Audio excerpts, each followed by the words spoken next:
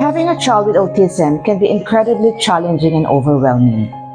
Hindi siya madali. Ika nga, it's like navigating a journey without a clear map. And alam ko naman it's normal to feel exhausted and drained. I have to accept what God has given me, and that takes immense courage and faith. Accepting my child's with autism diagnosis doesn't mean na I'm giving up or resigning myself to a difficult fate. Alam ko din na it means I am choosing to face the challenges head-on with love, compassions, and determinations. Pero ina-admit ko na many times pagod na rin ako. Iniiyak ko na lang talaga sa isang tabi, lalo na kapag nagme-meltdown or starting regression na naman si Heidi. At kapag nakakaramdam na naman ako ng panghihina and questioning God again, ito lang lagi kong binabasa many times. And it helps me a lot na harapin at accepting again ng paulit-ulit itong responsibility na pinagkaloob ni God sa akin. I will read it aloud to you, mga kausap mom, and I hope makatulong. Actually, na-post ko na to before, pero mas magandang basahin ko ng malakas, di ba? So here it goes. How God picks a mother for a handicapped child. Most women become mothers by accident, some by choice, a few by social pressures, and a couple by habit. This year, nearly 100,000 women will become mothers of handicapped children.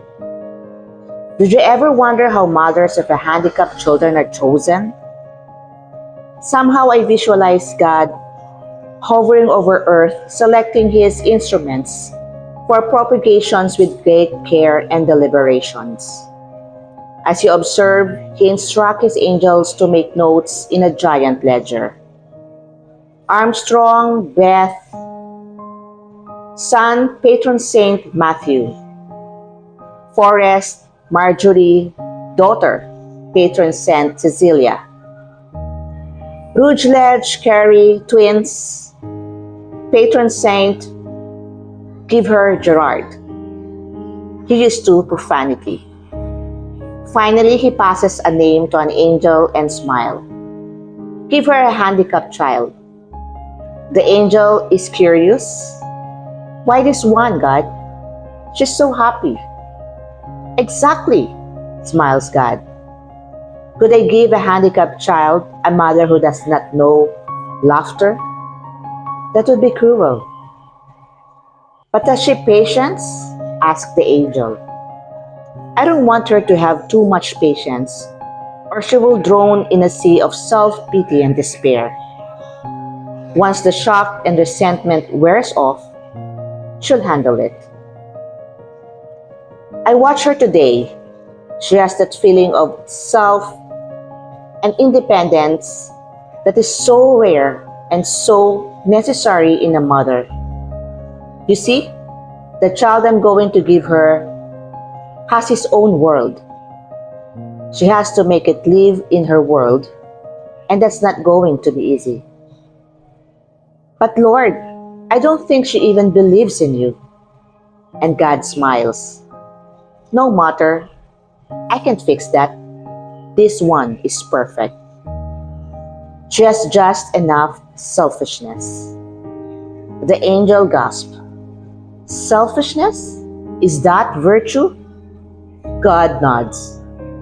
If she cannot separate herself from the child occasionally, she'll never survive. Yes, here is a woman whom I will bless with a child less than perfect. She doesn't realize it yet, but she is to be envied. She will never take for granted a spoken word.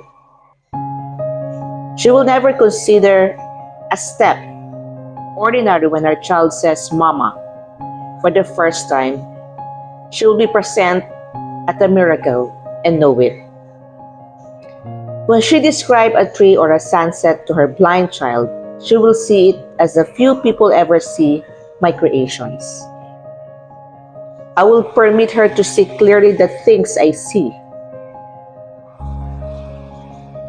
Ignorance cruelty, and prejudice, and allow her to rise above them. She will never be alone. I will be at her side every minute of every day of her life because she's doing my work as surely as she is here by my side. Sorry. And what about her patron saint? Asked the angel. His pen pointed in midair. And God says, a mirror will suffice. Sorry. Alam niyo guys, I've been reading this mula nung nakita ko to. Pinost ko na to sa aking page, Overcoming Autism, and I keep on reading. And ganito ako lagi.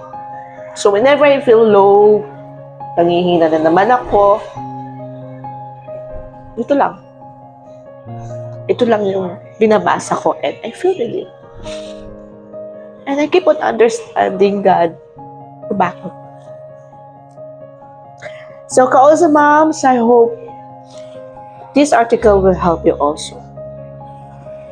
Kapit, hanap lang tayo ng alternate na. Iiyak lang natin, di ba? Mamaya, bukas, okay na tayo. In my case, I've been crying 18 years na kasi 18 years old na si Heidi ko. Pero habang inaisip ko yung taon, wow! Di ba I survive?